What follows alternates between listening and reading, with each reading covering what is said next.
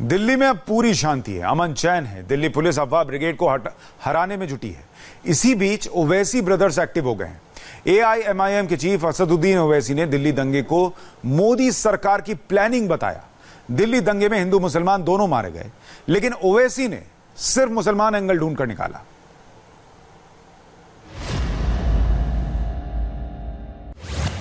दिल्ली में जो फसाद हुआ, इसको फसाद नहीं बोल सकते, इसको एक जेनोसाइड और पोग्राम कहना पड़ेगा। अब तक दिल्ली में 45 लोगों की मौत हुई, हजारों करोड़ की जायदादों को जला दिया गया। कई लोग अपनी औलाद से, अपने बेटों से महरूम हो चुके हैं। 2 दिन तक दिल्ली चलता रहा। हमारे प्राइम मिनिस्टर एक लफ्ज नहीं बोले। क्यों नहीं बोले? क्योंकि गुजरात जब जल रहा था, अहमदाबाद जल रहा था, जमीयत के जिम्मेदारान वाकिफ होंगे। उस वक्त भी नरेंद्र मोदी चीफ मिनिस्टर थे गुजरात के, वो खामोश बैठे रहे, कुछ नहीं बोले। हम वजीर आजम को पूछना चाह रहे कि 4 मुसलमान बच्चों को पुलिस का वीडियो आया, उन 4 बच्चों को पुलिस गोली मारकर, लठ मारकर, उनका वीडियो निकालकर उनसे कहती है कि जन गण मन पढ़ो। एक ब्लू टी शर्ट में एक बच्चा है जिसका नाम फैजान है, 23 साल का बच्चा। उसको कहा गया जन गण मन पढ़ो। ये बच्चे जख्मी है पुलिस की गोलियां खाकर, मजबूरी की हालत में जनगण मन पढ़ रहे।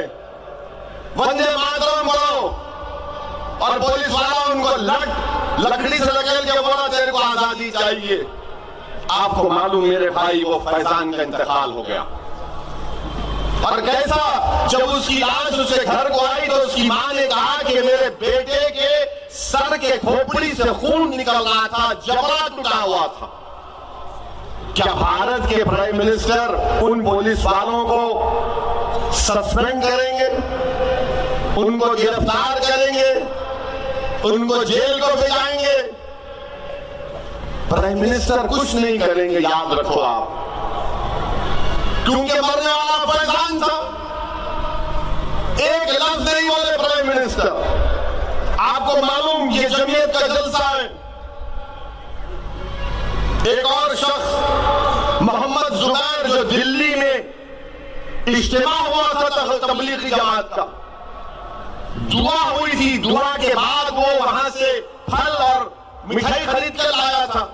जब दुआ इज्तिमा से वापिस आ रहा था तो जुबैर को पकड़कर इतना मारा गया। आपने तस्वीर देखी होगी जुबैर की कि वो बेचारा सज्जे में गिरा हुआ है, हाथ सर पर है, उसको तलवार और लठ से मारा गया। तो जुबैर ये इंटरव्यू में कहता है कि मैंने आपका क्या बिगाड़ा? तो मारने वालों ने कहा कि तू मुल्ला है और उसको मारे।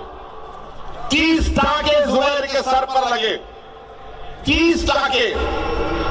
क्या हमारे वजीर आजम उन मारने वालों के खिलाफ एक्शन लेंगे?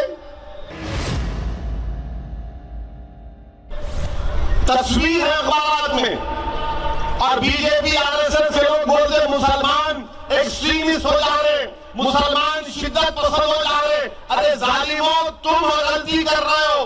वो जुबैर की फोटो लेकर आईसिस ने, वो दहशतगर्द तंजीम, वो टेररिस्ट ऑर्गेनाइजेशन ने जुबैर की फोटो अपनी एक मैगजीन विलायत अल हिंद पर लगाकर कुरान के आयत लगा दी कि देखो मुसलमानों पर जुल्म हो रहा है भारत में।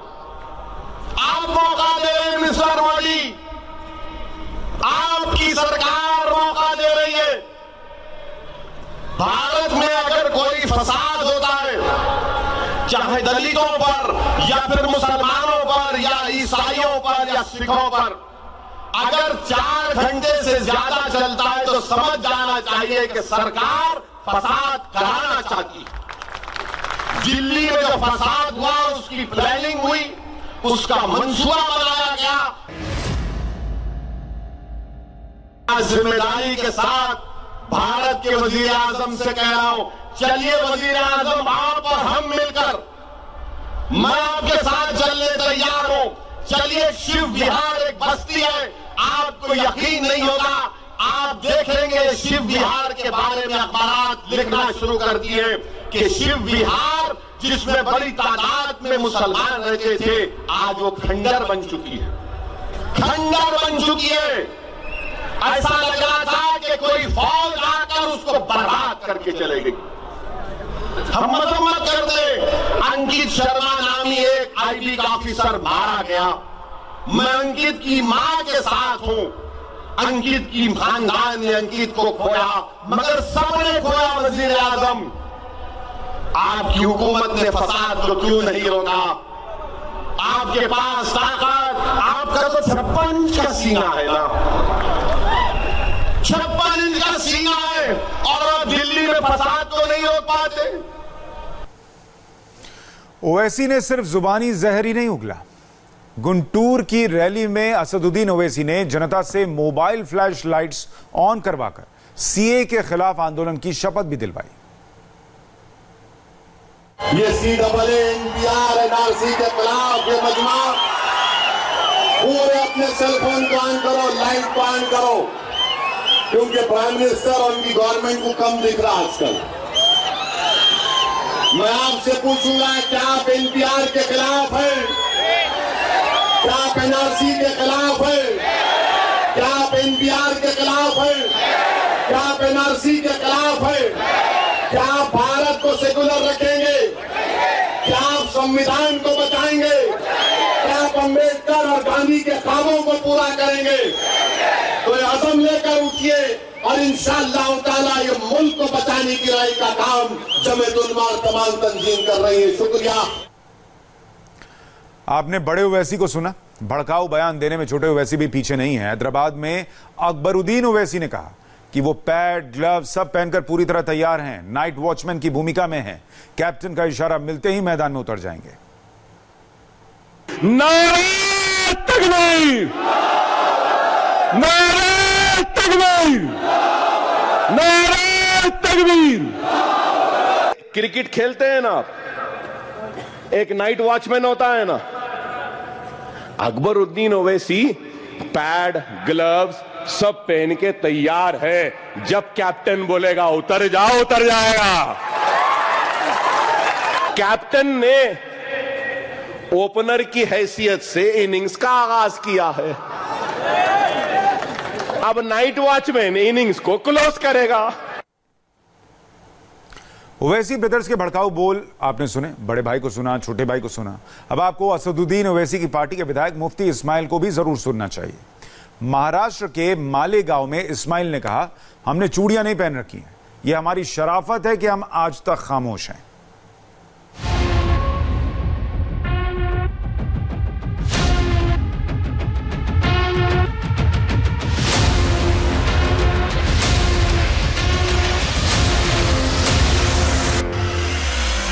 देश का माहौल खराब होने के पीछे जितनी बड़ी वजह वायरल वीडियोस और धर्म गुरुओं की भड़काऊ बयानबाजियां हैं, ठीक उसी तरह CAA के नाम पर हो रही राजनीति ने भी आंख में घी डालने का काम किया है।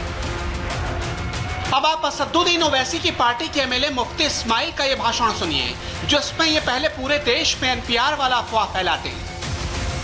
NPR को ला करके आज अगर मुल्क का प्राइम मिनिस्टर और मुल्क का होम मिनिस्टर ये कहता है कि इसको हम लागू नहीं करेंगे या इसके आगे हम कोई कार्रवाई नहीं करेंगे, पूरे मुल्क के सामने झूठ बोल रहे, पूरे मुल्क को अंधेरे में डालना चाहते हैं और पूरे मुल्क में 40 करोड़ लोगों को हिंदुस्तानी शहरियत से महरूम करना चाहते हैं। और जब अफवाह फैलाने से फुर्सत नहीं मिली तो इशारों इशारों में यह कह दिया कि वो किसी भी हद तक जाने के लिए तैयार हैं। कई लोगों ने यह बात कही है कि अमन अमान हमारी वजह से है।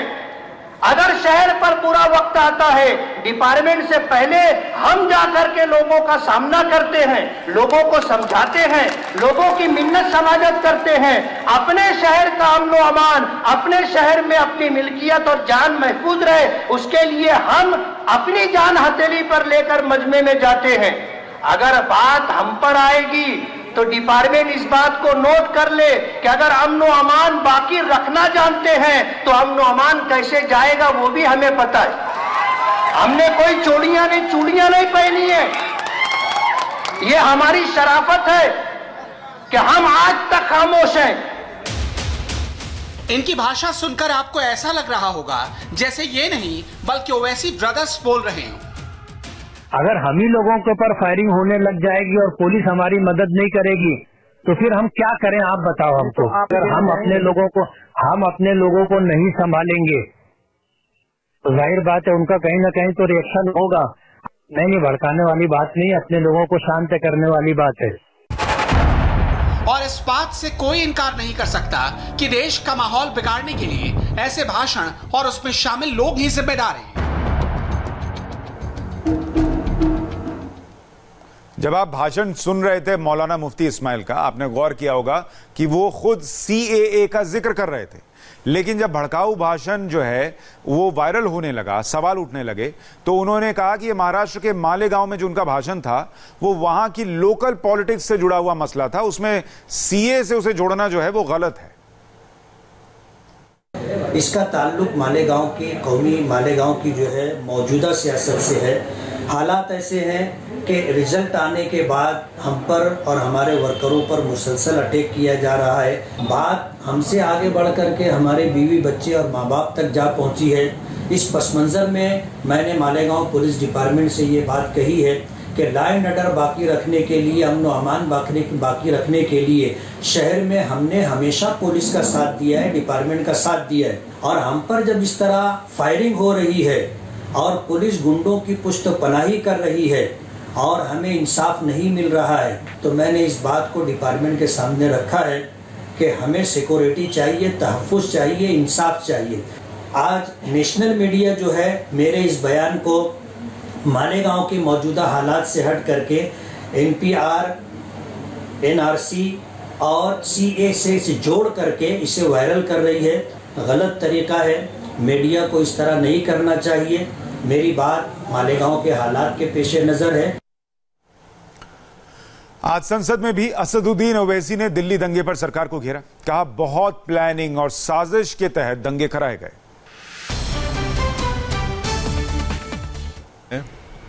और ये बाज़ाब्ता मुनज़्ज़म एक प्लान के तहत, प्रोग्राम के तहत बनाया गया है। मीडिया में कई जर्नलिस्ट जो इंटरनल सिक्योरिटी पे लिखते हैं, उन्होंने भी अपने आर्टिकल्स में लिखा है कि बसेस से लोगों को लाया गया और ये पूरी तैयारी हुई और पुलिस ने दंगाइयों का साथ दिया, सरकार ने 2 दिन तक खामोशी बनाई रखी, तो यकीनन इसको आप कम्युनल राइट नहीं कह सकते। ये तो तौहीन होगी कम्युनल राइट की, इसको तो प्रोग्राम और जेनोसाइड ही कहना पड़ेगा। तो किसको आप ये वजह मानते हैं आप इस राइट्स के? एक तो ये कि सरकार कॉम्प्लिसिट है इसमें, और अगर कोई कम्युनल राइट 2 दिन तक चलता है तो यकीनन सरकार की इनएफिशिएंसी नहीं है, बल्कि सरकार की पूरी रजामंदी, सरकार की कॉम्प्लिसिटी, और फिर पुलिस ने तो साथ दिया। क्या दुनिया ने नहीं देखा कि वो वीडियो जो 4 लड़के ज़मीन पर पड़े रहे थे, उनको कहा जा रहा था कि जनगण मन पढ़ो, उनसे कहा जा रहा था कि वंदे मातरम पढ़ो, उसमें से एक लड़के की मौत हो गई, सलमान की, और उसकी माँ कहती है कि जब उसकी लाश को घर लाया गया तो उसके खोपड़ी से खून बह रहा था, उसका जबड़ा टूटा हुआ था। और कैसे एक IB ऑफिसर को मार दिया गया, कैसे एक 85 साल की औरत अपने ही घर में जल गई, कैसे 2 भाइयों की लाश को एक साथ उठाया गया, हजारों करोड़ की जायदाद जल गई है। तो ये इसीलिए तो हम कहते हैं कि ये सरकार की नाकामी है, सरकार की गलती है और सरकार की जिम्मेदारी है इसकी पूरी।